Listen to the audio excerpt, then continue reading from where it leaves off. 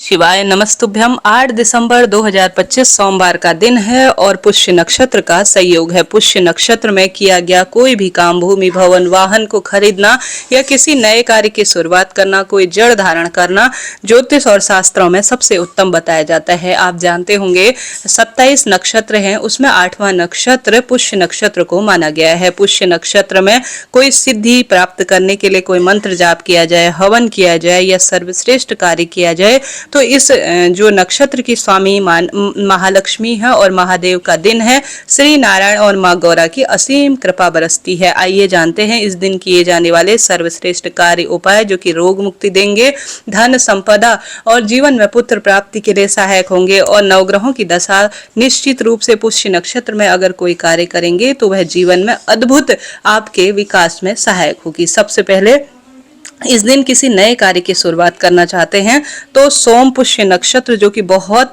शुभ और शक्तिशाली योग के साथ इस बार हमें प्राप्त हो रहा है। इस दिन कोई नए कार्य की शुरुआत, कोई खरीदारी बहुत फल देने वाली होती है। पंचांग में से मैं पढ़ रही हूँ जिसमें लिखा गया है कि 8 दिसंबर 2025 को सर्वार्थ सिद्ध योग का निर्माण हो रहा है और इस दिन सर्वार्थ सिद्ध योग के साथ कई तरह के दुर्लभ अन्य संयोग भी हो रहे हैं। इस दिन सूर्य उदय का समय 7:02, सूर्यास्त का समय 5:24 के आसपास है। चंद्रमा कर्क राशि में विराजित रहेंगे। चतुर्थी तिथि शाम को 4:03 के आसपास है। उसके बाद आप पंचमी तिथि को प्राप्त करेंगे। इसके साथ ही अभी कृष्ण पक्ष का समय चल रहा है और साथ ही जो पुष्य नक्षत्र है वह 8 दिसंबर पूरे दिन भर में हमें मिल रहा है। 8 दिसंबर 2025 दिन सोमवार के दिन पुष्य नक्षत्र प्रातःकाल 4:11 से हमें प्राप्त हो रहा है और यह अगले दिन यानी 9 दिसंबर को प्रातःकाल 2:52 के आसपास रहेगा। तो पूरे दिन भर में 8 तारीख को हमें मिल रहा है और साथ ही कई तरह के दुर्लभ संयोग है। तो इस दिन को आप खास बनाएं और भाग्य की रेखाएं प्रबल करें। आइए जानते हैं सर्वश्रेष्ठ उपाय, पूजा विधि, संपूर्ण नियम, क्या करें क्या नहीं। सबसे पहले महादेव का दिन है। नहाने के पानी में गंगा जल मिश्रित जल का स्मरण करते हुए अर्थात डालते हुए एक महामंत्र बोले। इस मंत्र को किसी भी अवस्था में सोते जागते हर स्वरूप में जाप किया जा सकता है। वह मंत्र है श्री शिवाय नमस्तुभ्यम या आप सभी नमः शिवाय ओम महामंत्र का जाप ज्यादा से ज्यादा करें हर कार्य की गतिविधि के स्वरूप में। आप जानते होंगे इस दिन लाल, पीले या हरे रंग के वस्त्र पहनना शुभ माना जाता है। पौष का पावन पवित्र महीना चल रहा है। सूर्य भगवान की स्थिति सबसे श्रेष्ठ मानी जाती है। सूर्य भगवान पिता कारक माने जाते हैं और आत्मा स्वरूप माने जाते हैं। प्रत्यक्ष देवता वह हैं। ऐसे में जल के लोटे में लाल चंदन, अक्षत और लाल पुष्प डालकर ओम घृणी सूर्याय नमः कहते हुए तांबे के लोटे से पूर्व या उत्तर दिशा की ओर जल सभी को चढ़ाना है। भले ही सूर्य भगवान दिखाई दे या ना दिखाई दे, परंतु यह कार्य आपको जरूर करना है। उसके बाद गुरुजी कहते हैं आप सभी को सबसे सुंदर स्वरूप में महादेव की स्तुति करनी है। हर तरह से हार गए हैं तो पुष्य नक्षत्र के दिन एक दुर्लभ कार्य जरूर कीजिएगा। आप सभी को सरल विधि से, सरल नियम के तहत शिवलिंग में से एक चीज जरूर उठाकर लानी है। देखिए पुष्य नक्षत्र में जैसा मैंने विदित कराया, कोई जड़ धारण करना, कोई दिव्य रत्न पहनना या माँ लक्ष्मी की स्तुति बहुत सफल परिणाम देती है। एक दिव्य प्रयोग अपने घर के मंदिर में करें। आप सभी जानते होंगे अगर आपके घर पर बेलपत्र पेड़ की जो है उपलब्ध है तो बढ़िया है, नहीं तो आप बेलपत्र के पौधे की जड़ घर लेकर आए। और जो मेरे प्रभु हैं महादेव हैं, जैसे श्री नारायण को तुलसी प्रिय है और माँ दुर्गा को लौंग प्रिय है, उसी तरह से मेरे महादेव को बेलपत्र प्रिय है। तो बेलपत्र की जड़ मिल जाए तो बहुत ही सुंदर है, नहीं तो आप छाल घर लेकर आए। हारी बीमारी से परेशान है, बच्चे कहना नहीं मानते, यह उपाय गुरुजी ने अपने हरिद्वार कथा में बताया था। आप जानते होंगे यह उपाय कोई साधारण नहीं है, भाग्य बदलने के लिए है। इस वीडियो में एक उपाय नहीं, आपको बहुत सारे उपाय जानने समझने को मिल जाएंगे। तो इस वीडियो के आप अंत तक बने रहिएगा और इस वीडियो को शेयर कीजिएगा और साथ के साथ आप सभी इस जो है वीडियो को लाइक भी जरूर कीजिए। और ज्योतिष से संबंधित अन्य जानकारी के लिए आप सदा सर्वदा चैनल से जुड़कर मुझे प्रोत्साहित करें। मेरे अन्य चैनल भी हैं, उन पर भी आप सभी कथाएं इत्यादि श्रवण कर सकते हैं। कमेंट्स में मैंने पिन किया हुआ है इस महीने सुनी जाने वाली सभी कथाओं का रसवादन। तो आपको इस सर्वश्रेष्ठ दिन में या तो बेलपत्र पेड़ की जड़ लानी है या छाल लेकर आनी है। जड़ या छाल को अच्छी तरह से धो लीजिए। आप सभी श्री शिवाय नमस्तुभ्यम या हर हर महादेव का जाप कीजिएगा। उसके बाद किसी पत्थर पर आप स्मरण करें पंच देवी देवताओं की जय कहते हुए, काशी विश्वनाथ भगवान की जय, तुमरुका जी की जय कहते हुए आप इस बेलपत्र वृक्ष की जड़ को किसी पत्थर पर घिस लीजिए और इसका बना लीजिए चंदन। ठीक है, चंदन बनाकर आप अपने घर के मंदिर में सबसे पहले शिवलिंग पर सोमवार के दिन दूध चढ़ाने से संतान प्राप्ति होती है और चंद्रमा की कुंडली में स्थिति मजबूत बनती है। आप चाहें तो दूध चढ़ाएं, चाहे तो पंचामृत चढ़ाएं, इच्छा आपकी है। आप सुंदर रूप से शिवलिंग का श्रृंगार करें। शिवलिंग पर 5 स्थानों पर चंदन लगाएं, जैसे गणेश जी महाराज, माता अशोक सुंदरी, कार्तिकेय भगवान, माता रानी का हस्त कमल और शिवलिंग, इन 5 स्थानों पर आप चंदन लगाकर बेलपत्र समर्पित कर खूब सुंदर जलाभिषेक कर दीपदान कर मंत्र जाप करें। उसके बाद आप सभी ने जो बेलपत्र वृक्ष की जड़ का चंदन बनाया है, भगवान जी का नाम लेते हुए आप सभी को काशी विश्वनाथ भगवान की जय, 12 ज्योतिर्लिंग की जय, कुंदकेश्वर महादेव की जय कहते हुए जो बेलपत्र वृक्ष की जड़ का आपने चंदन बनाया है, इस श्रेष्ठ दुर्लभ पुष्य नक्षत्र के सहयोग में आपको शिवलिंग पर चंदन से ओम बनाना है, नेत्र उभारने हैं और सुंदर रूप में महादेव को सजाना है। कहा जाता है जो भी पुष्य नक्षत्र की जो है अवधि में शिवलिंग पर बेलपत्र पेड़ की जड़ की सुंदर चंदन बनाकर उनका अभिषेक करता है, उनको श्रृंगारित करता है, तो महादेव जीवन में उसे किसी न किसी स्वरूप में प्राप्त होते हैं और अंत में शिवलोक मिलता है। इतनी सुंदर महिमा कही गई है। अब आप जब शिवलिंग का अभिषेक करेंगे, पूजन करेंगे, तो शिवलिंग में से जल भी आपको प्राप्त करना है, खाली हाथ नहीं लाना। शिवलिंग पर चढ़ाया हुआ बेलपत्र भी आपको प्राप्त करना है। साथ ही शिवलिंग पर आपने जो चंदन समर्पित किया है, उस चंदन को थोड़ा सा आपको अपने हाथ में प्राप्त कर लेना है। देखिए, आप शिवलिंग का अभिषेक करेंगे बेलपत्र की जड़ से, तो आप सभी उस जड़ को शिवलिंग पर जब लेपित करेंगे तो थोड़ा सा अपने हाथ में बच ही जाएगा। या शिवलिंग पर चढ़ाया हुआ चंदन आपको ज्यादा लेपन करना है, ज्यादा अधिक मात्रा में घिसना है, तो आपको शिवलिंग पर चढ़ाया गया बेलपत्र पेड़ की जड़ का चंदन प्राप्त कर लेना है। प्राप्त करने के बाद थोड़ा इसे रोज ग्रहण करें अपने रोग की मुक्ति के लिए, नवग्रहों की दशा सुदृढ़ हो इसके लिए।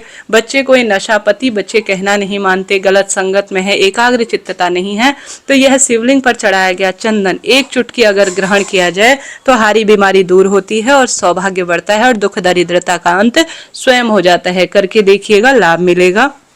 इस तरह से मैंने यह बात बताई। इस उपाय को आप YouTube पर गुरुजी की आवाज में भी सुन सकते हैं। उन्होंने हरिद्वार कथा में यह उपाय बताया था, मैंने जो आपको विदित कराया। अब बात कर लेते हैं अन्य उपाय की। अपने घर पर आपको इस दिन विशेष तौर पर केले वृक्ष की जड़ का भी पूजन करना चाहिए। संभव हो तो इस दिन केले पेड़ की जड़ का आप धारण करते हैं पीले वस्त्र में केले वृक्ष की जड़ को, तो यह बहुत सुंदर माना जाता है। इस दिन अपने घर की तिजोरी में केले के पौधे की जड़ को या आंकड़े के पौधे की जड़ को रखा जाता है, धारण किया जाता है किसी न किसी स्वरूप में, तो अनंत गुना लाभ होता है।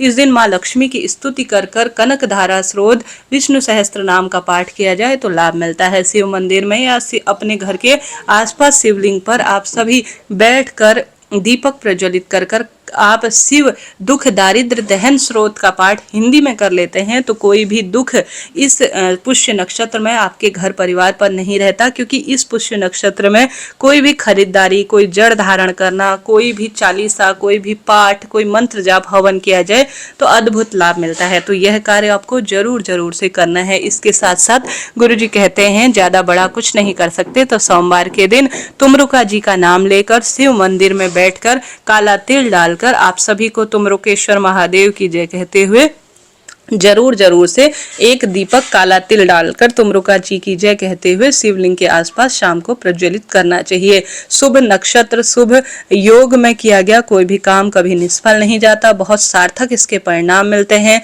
दुख दारिद्रता का अंत होता है और सदा सर्वदा कष्ट कर्ज पीड़ा से भी मुक्ति मिल जाती है। करके देखिएगा, लाभ आपको मिलेगा। तो इस तरह से यह जानकारी थी, ज्यादा कुछ बड़ा नहीं कर सकते हैं। इस तरह के जो है थोड़ा कठिन उपाय आपसे नहीं होते हैं, तो आप सभी अन्य उपाय भी कर सकते हैं, जैसे कि पार्थिव शिवलिंग पूजन। अपने घर के मंदिर में कहीं से भी मिट्टी लेकर आए, चाहे तो शमी पेड़ की जड़ की, चाहे तो बेलपत्र पेड़ की जड़ की, चाहे आंकड़े के पत्ते की जड़ की, कोई भी दिव्य वृक्ष जिस पेड़ की नीचे की मिट्टी पावन है, पवित्र है, थोड़ा सा मात्रा में ले आए और उसे अपने घर के गमले में या अपने घर के मंदिर में कहीं भी, जैसे संतान प्राप्ति की इच्छा है तो दूध जो है मिट्टी में घोलें तब शिवलिंग बनाएं, सामान्य नहीं तो अपने मटके का जल लेकर आप पार्थिव शिवलिंग पूजन एक बार इस श्रेष्ठ नियम के तहत करिएगा। विधि विधान से पूजन कर कर, दीप लगाकर, भगवान की स्तुति कर कर, मंत्र जाप कर कर, शुभ नक्षत्र योग में अगर श्रेष्ठता की भावना से पूजन किया जाए तो अनंत गुना लाभ शास्त्रों में कहा गया है, देखा गया है। तो इस तरह से यह जानकारी थी। वीडियो उचित उपयोगी रहते हैं तो राधे राधे लिखे, कोई प्रश्न हो तो भी वह पूछ सकते हैं। देखिए, पुष्य नक्षत्र का अपना एक प्रभाव है, जैसा मैंने बताया। पुष्य नक्षत्र में छोटा सा हवन किया जाए, शिव स्तुति की जाए, माँ लक्ष्मी की पूजा की जाए, केले वृक्ष की जड़ धारण की जाए, या आप सभी सुंदर रूप में जो आंकड़े के पत्ते होते हैं उनकी माला बनाकर शिवलिंग पर चढ़ाते हैं, आंकड़े की जड़ धारण कर कर घर में रख लेते हैं तो अनंत गुना लाभ शास्त्रों में कहा गया है। तो इस तरह से आप कार्य करें। देखिए, शिव पूजा हर स्वरूप में लाभ देती है। शिव चालीसा, शिव सहस्त्र नाम, इनका भी पाठ करना बहुत अधिक लाभ देने वाले कार्य में माना जाता है। शिव स्तुति हर स्वरूप में फल देती है जी, किसी न किसी तरह से, किसी न किसी स्वरूप में आप करें। अगर आप सुंदर रूप में सोमवार का अभी व्रत भी करना चाहते हैं, हालांकि अभी कृष्ण पक्ष चल रहा है, तो भी आप आने वाला खरमास है, 1 महीने व्रत उपवास पर रोक लगेगी। अगर आप करना चाहते हैं इस सोमवार से तो कृष्ण पक्ष शुक्ल पक्ष को कुछ ना देखें, शिव भक्ति आपके मन में जाग रही है तो प्रभु का नाम लेकर आप कोई भी व्रत उपवास को अभी शुरू कर सकते हैं। फिर खरमास लगने वाला है, उसके बाद आने वाले कुछ समय में 2026 में मई महीने में मलमास भी लगने वाला है, जिसे पुरुषोत्तम मास भी कहा जाता है। तो आप अपना विशेष शिव भक्ति की ओर ध्यान लगाना चाहते हैं तो अभी उपवास इत्यादि शुरू कर लीजिएगा। इस तरह से यह जानकारी थी। शिवलिंग पर चढ़ा हुआ जल आप घर लेकर आएं और उसे घर में छिड़काव करें, भोजन में थोड़ा सा ग्रहण करें और अपने बच्चों को इसे पंचामृत चरणामृत रूप में ग्रहण कराएं। शिवलिंग पर चढ़ाई गई बेलपत्र घर लाएं और साथ के साथ प्रसाद रूप में इसे भी आप ग्रहण करें। अनंत गुना लाभ शास्त्रों में इसका देखा गया है। इस तरह से यह जानकारी थी। शिवलिंग पर पंचामृत चढ़ाने से, गंगा जल चढ़ाने से, दूध चढ़ाने से और साथ के साथ शहद चढ़ाने से, काला तिल चढ़ाने से दुख दारिद्रता का दहन होता है। तो कोई ना कोई श्रेष्ठ कार्य आप इस पुष्य नक्षत्र की शुभ बेला पर करें। माँ लक्ष्मी की पूजा करें। लक्ष्मी स्तुति बहुत लाभ देती है। कोई नई सामग्री खरीदना चाहते हैं या कोई नए कार्य की शुरुआत करना चाहते हैं तो इस सोम पुष्य नक्षत्र में निश्चित रूप से आप कर सकते हैं। लाभ तो आपको मिलने ही वाला है। महादेव के समक्ष बैठें, अपनी बात कहें, वह पिता स्वरूप है। मात्र दीप दान और जल चढ़ाने से भी, महादेव के समक्ष अपने मन की बात कह देने से भी कष्ट निवारण हो जाता है। नंदी बाबा के कान में ओम का उच्चारण करने से भी कष्टों का निवारण होता है। अपनी मनोकामना जब भी शिव मंदिर जाएं, जब भी शिव स्तुति करते हैं तो नंदी बाबा के कान में जरूर कहें, वही महादेव तक आपकी अपनी बात पहुंचाते हैं। इस तरह से यह जानकारी थी। आप हर हर महादेव कमेंट्स में जरूर लिखें। कोई प्रश्न हो तो भी आप पूछ सकते हैं। राधे राधे जी।